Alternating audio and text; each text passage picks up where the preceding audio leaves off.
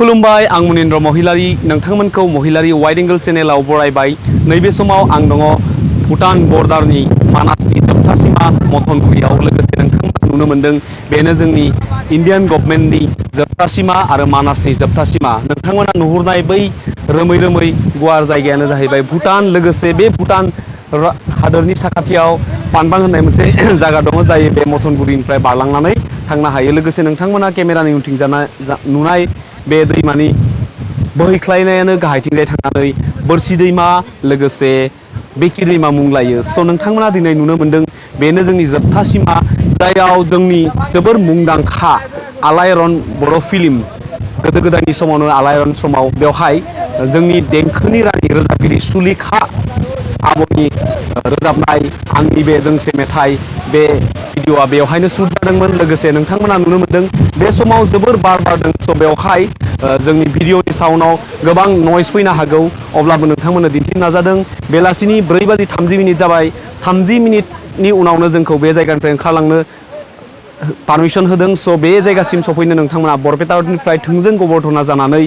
गिबियावनो नोंथांमोना बान्सबारि रेन्ज अफिसाव पारमिसन लानांगोन बेवहाय गारियाव नोंथांमोननि गारियाव 300 लोगोसे पार पार्सन 100 करि लानाय जायो स' बेवहाय 5 इयार्सनि बिल'नि थाखाय पारमिसनाव रांनि गोनांथि गैया स' बे जायगासिम बान्सबारि रेन्जनिफ्राय गासै 22 किल'मिटारनि गेजेराव सफैयो स' नै नोंथांमोना नुगासिनो दङ बे दैमानि खोलो खोलो बार बारनायजों लोगोसे मिथिंगायारि समायना नुथाया नैबे बेलासि समाव जोबोर समायदों स' नोंथांमोननो दिनैनि बे ब्लग भिडिअ'आव जों दिन्थिनो लादों बे बान्सबारि रेन्जनिनो नांजाबनानै थानाय इन्ड' भुटान बर्डार मथनगुरिनि गासै नुथायफोरखौ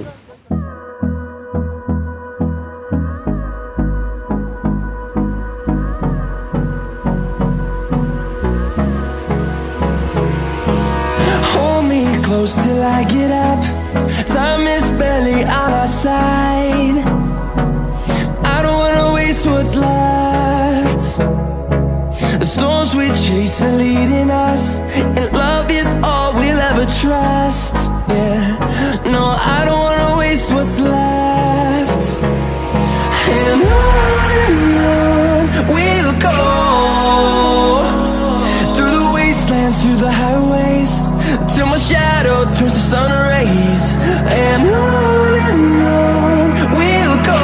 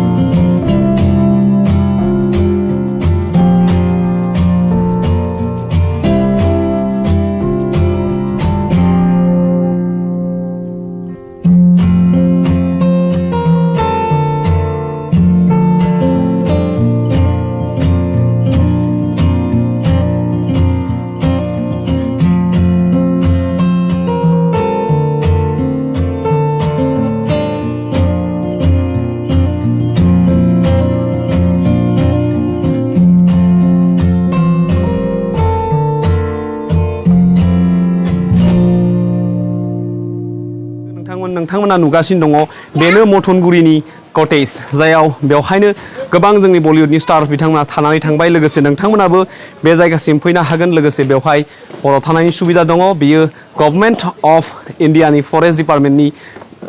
आन्डाराव गोग्लैयो लोगोसे गोबाव बोसोर सिगांनो बेवहाय गोबां स्टार बिथांमोना बेसिम थाफैदोंमोन स' नोंथांमोना नुनो मोनदों बेनो जोंनि मथनगुरिनि जोबथा सीमानि बे कटेजआ स' नोंथांमोना दिनै नुगासिनो दङ बे मथनगुरिनि गासै नुथायफोरखौ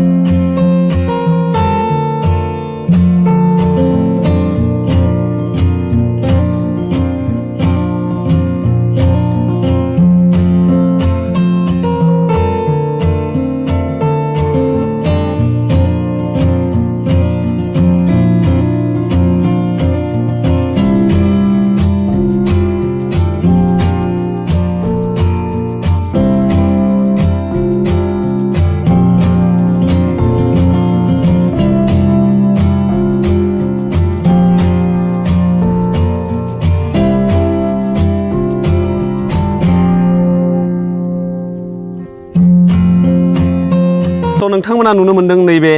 इण्डियानि BP-204 बेनो जोंनि इण्डियान गभर्नमेन्टनि पिलार जायजों भुटान आरो इण्डियानि गेजेराव थानाय नैबे पिलार बेनि साहाथिंजाय थांबानो जोङो भुटान आरो नैबे समाव जोबथा इन्टारनेशनेल बर्डार मानासनि जोबथा मथनगुरिनि बेनो पिलारा बेनि पिलार नाम्बारा 4 बेनो बे 4 नाम्बार आरो बेथिंजाय आरोबाव दंबावो स' बेनि साहाथिंजाय थांनानै जोङो पानबांखौ मोनहैगोन आरो पानबांसिम गासै 22 किल'मिटारनि जानथायाव इण्डियान गभर्नमेन्टसिम जेब्ला भुटाननि राजाफ्रा फैयो अब्ला बा राजानि फाइखि हान्जा बा राजानि स्पेसियेल पार्सना इण्डियायाव फैयोब्ला बेयाव जिरायलांनायनि मोनसे रेस्ट रुम दङ जायखौ पानबां होननानै मोनसे फिसा जायगा दङ जायाव सम सम पारमिसन मोनोब्ला गोबां इण्डियान भिजिटर्सफ्रा बेसिम थांनो हायो स' नोंथांमोननो उनथिंजाय थांना आं दिन्थिगोन बेनि आगोलनै गिदिंब्लानो जोङो भुटानाव हाबगोन स' नैबे समाव जोबथा जोङो इण्डियानि सिमायाव दङ स' नोंथांमोननो दिन्थिनि उनथिंजाय गिदिं स' गासै नायगिरि लोगो नोंथांमोन आगोलनै गिदिंनायनि उनावनो नोंथांमोना नुबावदों नै भुटान जों राइट नाव जों भुटानाव दङ लोगोसे नै भुटान BP-204 जोङो आगाननै गिदिंनायनि उनावनो बे पिलारनि उल्था फारसेथिंजाय जों भुटानाव दङ दा जों रेकर्डिंखौ खालामबाय दं भुटान हादोराव स' जोङो इन्टारनेसनेलि नोंथांमोननो दिन्थिनो नाजादों स' बेयो 4 नाम्बार पिलार जोंनि मानासनि जोबथा सिमा मथनगुरि लोगोसे पानबांनि गेजेराव थानाय नैबे पिलार स' नोंथांमोना नुनो मोन्दों दिनै मोननै हादोरनि बर्डारखौ आरो सिगाङाव थांबावनानै आं पानबांसिम थांनायनि भुटाननि जा चेक गेट बेखौ आं नोंथांमोननो दिन्थिनो लादों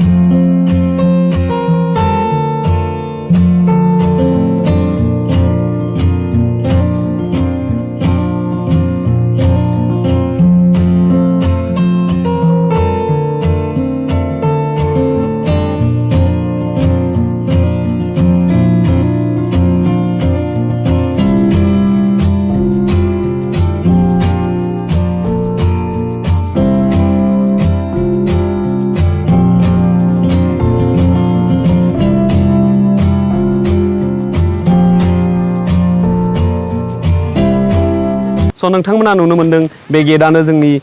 इण्डियानि जोबथा सिमा बे से गेटनि जोहै इन्टारनेशनेल कान्ट्रि भुटानसिम थांनाय जायो बेजों थांना नोंथांमोना 22 किल'मिटार थांब्लानो पांबामसिम सहैनो हायो स' नोंथांमोननो जों दिन्थिगासिनो दङ बे मथनगुरिनि जोबथा सिमा लोगोसे भुटाननि जागायजेननाय जायगा बेनो जाहैबाय पानबां स' नोंथांमोना बे से गेटनि जोहैनो पानबांसिम थांनो हायो नाथाय नैबे समाव थांनो होनाय जाला बेवहाय बेलासिनि 3 बाजिनाय लोगो लोगोनो बेथिं इण्डियान गभर्नमेन्टनि जेसेबांखिनि सुबुं दङ बेनि पारमिसना जोबनानै थाङो स' नोंथांमोना दिनै मथनगुरिनि बे ब्लग भिडिअ'आवनो नुगासिनो दङ पानबां थांनाय लामा गासै 22 किल'मिटारनि गेजेराव जों पानबांसिम थांनो हायो लोगोसे पानबाङाव नायनो थाखाय हेंगिं ब्रिज दङ लोगोसे बेवहाय भुटान गभर्नमेन्टनि राजा फाइखि हान्जा लोगोसे स्पेसियेल सुबुंफोरा इण्डियासिम सफैब्ला बेवहाय जिरायनो थाखाय रेस्ट रुम दङ स' इयुनाव जुदि थांनाय जायोब्ला नोंथांमोना पानबांनि नुथायखौबो दिन्थिगोन लोगोसे बे पानबाङानो जोंनि इण्डियान गभर्नमेन्टसिम हाबफैनायनि गिबि लोगोसे जोंनि इण्डियानि जोबथा सिमा स' नोंथांमोना नुनो मोनगासिनो दं नैबे मथनगुरि ब्लग भिडिअनि गेजेरजों बे पानबांनि नुथायखौबो लोगोसे माखासे जायगायाव गोबां बार बारनायनि थाखाय साउन्डआ मोजां जायाखै बेनि थाखाय निमाहा बिखानाय थाबाय लोगोसे नैबे समाव 5:30 जाबाय स' जोङो 30 मिनिट्स अलरेडि लेट जाबाय स' बे जायगानिफ्राय जोङो गासै 22 किल'मिटार थांबावनो दङ स' जों थांनांसिगोन स्पेसियेलि 5 PM सिमल' जोंहा अर्डार दंमोन गासै 200 फुटसो गोजौआव जों इण्डियानिफ्राय बा जों इण्डियानि 200सो फुट गोजौआव दंफैयो स' बेनो नोंथांमोना नुगासिनो दं इन्टारनेशनेल कान्ट्रिनिफ्राय नैबे समाव कमिउनिकेसननि थाखाय गारिफ्रा थांलाय फैलाय जागासिनो दङ स' बेवहाय पारमिसना अलरेडि जोब्बाय आरो पानबांसिम फिउचाराव थांनायनि राहा लामाखौ मोनोब्ला नोंथांमोननो जों फिउचाराव दिन्थिनो नाजागोन स' नोंथांमोना नुगासिनो दङ बियो भुटान रयेल भुटाननि नैबे बर्ड बेवहाय बिथांमोना लिरना दोन्दों वेलकाम टु रयेल मानास नेशनेल पार्क बे रयेल मानास नेशनेल पार्क गोलैयो बे इन्टारनेशनेल कान्ट्रि भुटाननि स' बेवहाय बिथांमोना मा जुनारखौ मोननाय जायो बेनि गासै बेवहाय नटिस बर्डखौ होना दोन्दों स' जों अलरेडि भुटानाव हाबनानै दङ 500सो मिटार गोजानाव जों पिलारनिफ्राय दङ स' नोंथांमोना दिन्थिगासिनो दङ इन्टारनेशनेल कान्ट्रिनिफ्राय भुटाननि नुथायखौ स' मथनगुरिनि गासै ब्लग भिडिअ'नो नोंथांमोननो सरजाबफानानै माखासे इन्टारनेशनेल कान्ट्रिनि नुथायखौबो दिन्थिगासिनो दङ स' मथनगुरि होनोब्ला जोबोर मुंदांखा बेयो बासबारि रेन्जनि मानास नेशनेल पार्कनि आन्दाराव गोलैयो लोगोसे बियो वर्ल्डनि इउनेस्क'जों सिनायथि मोनखानाय टाइगार प्रजेक्ट लोगोसे माखासे जों बेवहाय दासिम मैदेरफोरखौबो मोननाय जायो लोगोसे जोबोर मुंदांखा बेसेन गोसा जिब जुनारखौ बेवहाय मोनो स्पेसियेलि गल्डेन लांगुराबो बेवहाय एभेलेबल दङ स' नोंथांमोना नुनो मोनबाय दिनै बांसबारि रेन्जनि बेन्दोङाव गोग्लैनाय बे मानासनि जोबथा सिमा भुटान जों नांजाबनानै थानाय बे मथनगुरिनि नुथायखौ स' नोंथांमोना भिडिअखौ नायनानै माबायदि नुखौ कमेन्टनि जोहै फोरमायहरदो लोगोसे नोंथांमोनखौ बे जायगायाव नायफैनो थाखाय खावलायबाय गिबियावनो नोंथांमोना बरपेटा जानानै बेसिम सफैनो हायो लोगोसे सरपेटानि थिंजायबो बेखिं हाबफैनो हायो स' कमिउनिकेसना गासिबो मोजां लोगोसे बेसिम हाबफैनो थाखाय गारियाव 300 लोगोसे पार हेड 100 होनो गोनां जायो स' नोंथांमोना नुनो मोनबाय नैबे समाव